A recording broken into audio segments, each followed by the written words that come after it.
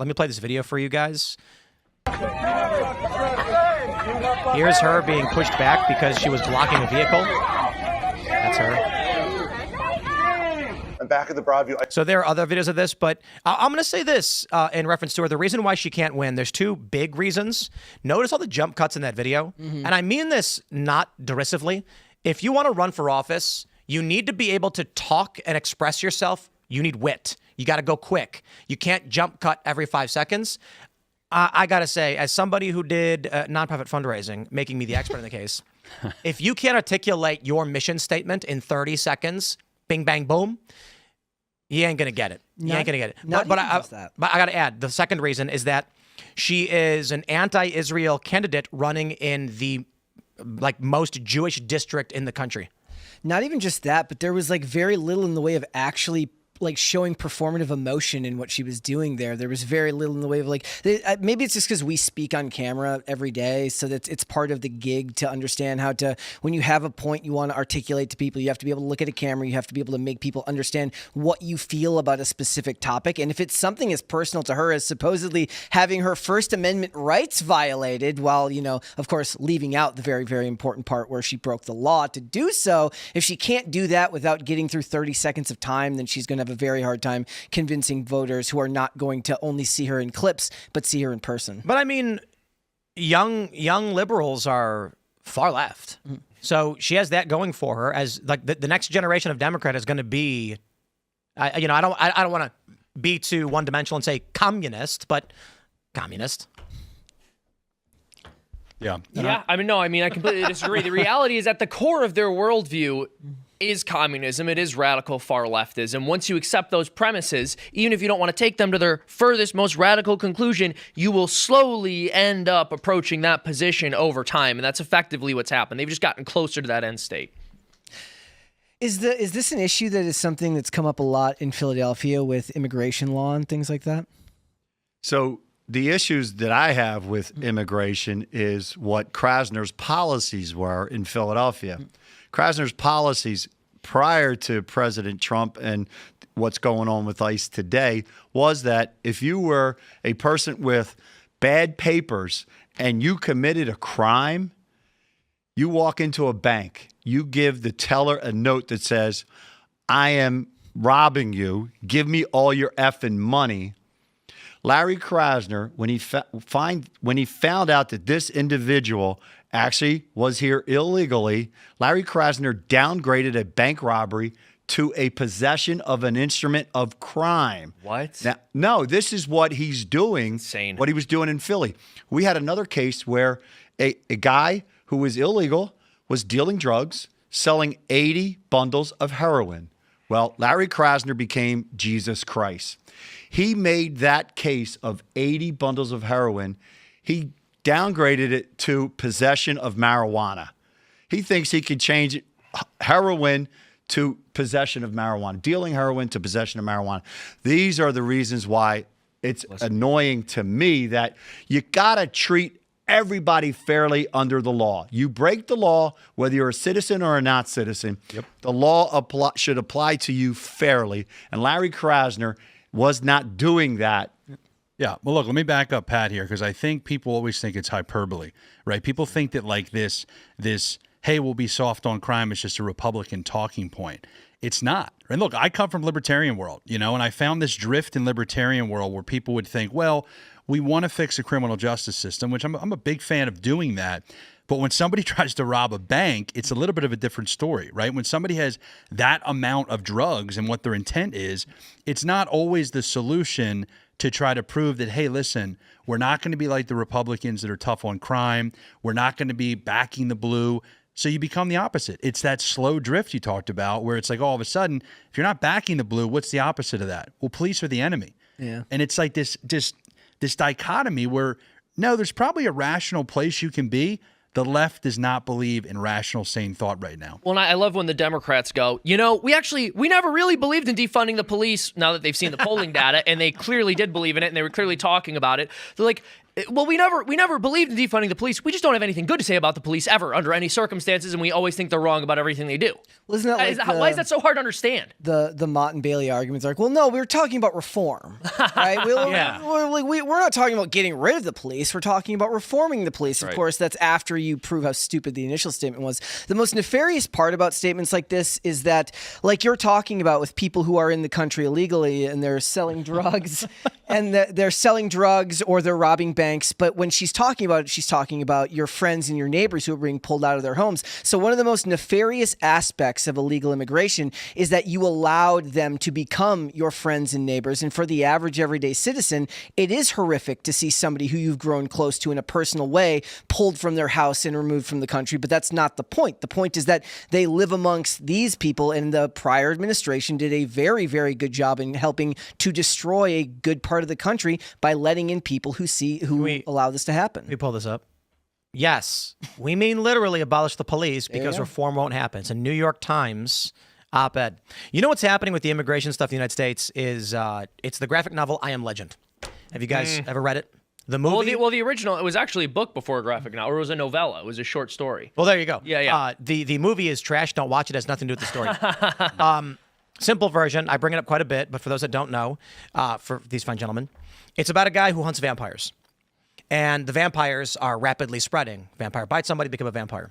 Eventually, everyone in the country is a vampire, and he's the last human, and they arrest him for killing people, and they lock him up, and he realizes that now that every single person is a vampire, he's sentenced to death for the murder of people, and he realizes when he dies, he will be the monster of legend that lurked around while the children slept and killed them in their beds.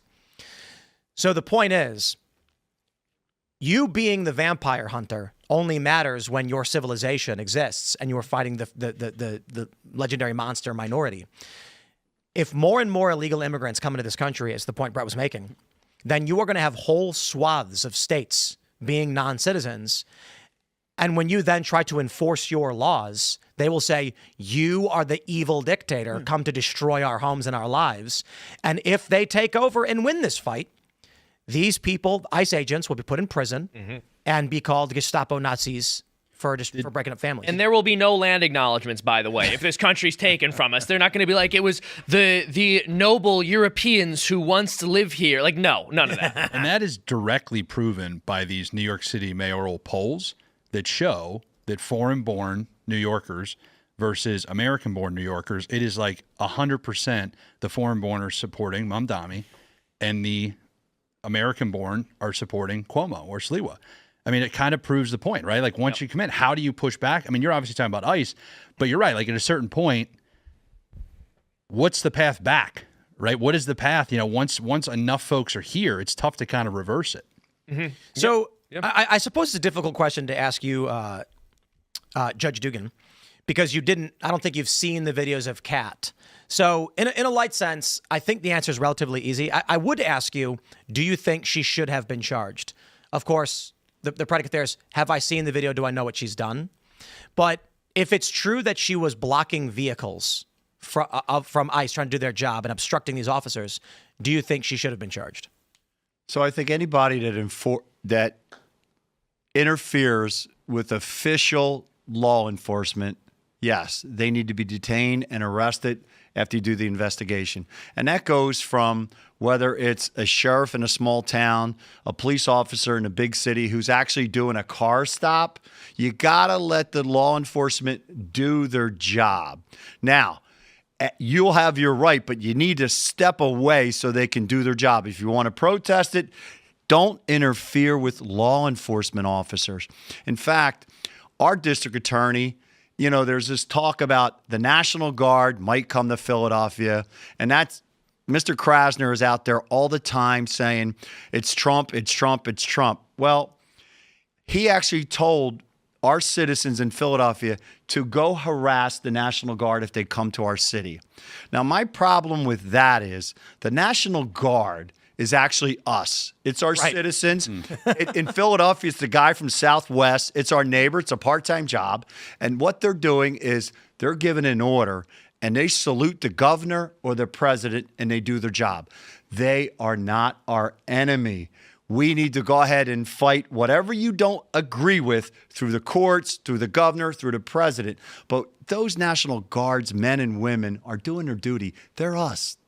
I was an Army reservist. They're just doing their duty. Don't go up and harass them. And Krasner actually said, go harass these National Guard. Yet when a young man went up and tried to take some photos of Mr. Krasner with his phone, he literally pushed him away, pushed his phone away. Yeah. I mean, so it just is ludicrous that he has this double standard. Yeah. Do you think that the National Guard should be deployed into Philadelphia? I think there should be some cooperation. I don't think we need the National Guard right now. What we need is we need somebody to cooperate with the mayor of Philadelphia, Sherelle Parker, who's a Democrat who was elected saying, let's enforce the criminal code. She has a forward-thinking police commissioner by the name of Bethel. They're working together to try to solve the issues in our city. They don't have the third partner, and that's the district attorney of Philadelphia, who refuses to hold violent criminals accountable. This is a fact. People that live in Philly know that. Philadelphia needs a district attorney to assist the mayor. Now, I will talk about the National Guard was in our city a couple of years ago. And what they did was they calmed down all the riots that we had a few years ago, the civil unrest, whatever people want to call it. But when they put those National Guardsmen on the streets in Kensington, in North Philadelphia, it calmed down. There were our neighbors that came to calm down. So it did work. We should not need them if the district attorney would do his job. See, but here's the crazy thing. What Pat is saying is what any Democrat would have said 25 years ago, right? Like, it's not like he's saying anything here that is irrational, that is far right. This was the Democrat. I mean, these used to be pretty bipartisan races. Aren't you a registered Democrat? I am still a registered What Democrat. happened? No, but see, that's the point. It's like not even 25 years ago, 10 years ago. 15 years ago at the What most. happened to the Democratic Party where you are now, you ended up as the Republican candidate, but you're a Democrat? You know what? There are still a lot of Democrats like me. The far left. Democrat voters. Let me Yes. clarify this because it's something, right? Because the leaders, this is what I find. The leaders are, they're persuaded by the 20% of the radical activists, the radical donors. But I think you're right, because we found that in a lot of the voters we talked to, the voters, there's still quite a few of you.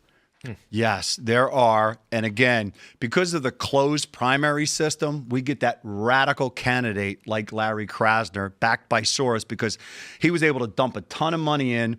And then those former prosecutors and those candidates who wanted to be smart on crime. Let's do these restorative justice like Veterans Court and whatnot, but be tough on violent criminals. They couldn't get the traction because they didn't have the $1 million like Krasner got from George Soros. There's that, whatever the hell he's trying to do to our country, he's destroying places like Philadelphia. Can we dive in on that? Because I always feel like it's easy to say, that, not you, but when people talk about Soros and like what motivates him, right? Because he is giving to all of these people that are extremely soft on violent crime. We're not talking about, parking tickets. No. What is his motivation? Like, I mean, I have answers, and I think, he's just trying to really take over, but is it purely evil why he's doing this? Like, what gets him going? I don't know what his motivation are, but you can hold a city hostage by not enforcing laws on violent criminals, because the citizens who obey the law are kind of at the behest of the police who won't.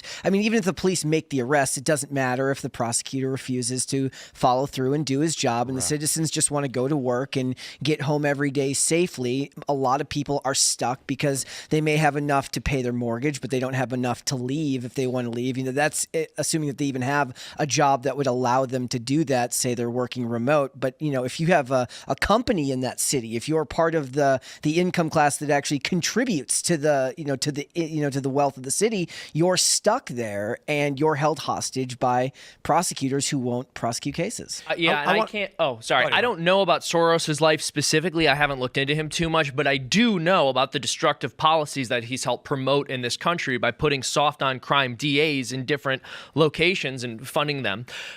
What I genuinely believe happens is when someone participates in activities in their personal lives that disfigures them spiritually, either some form of sexual perversity or like ending the life of an unborn child through abortion, harming innocence in any way, and they don't repent, they don't turn to Christ, and they have to be set in their ways, the only option for them is to actually hate things that are good and beautiful and want to see them destroyed, because it reminds them that there's something in the world besides the crime that infests their conscience every single day, the things that they've done wrong that they don't want to come to terms with. And so when they see an innocent person get hurt by a criminal, they sympathize with the criminal instead of the innocent person because they haven't come to terms with their own misdeeds.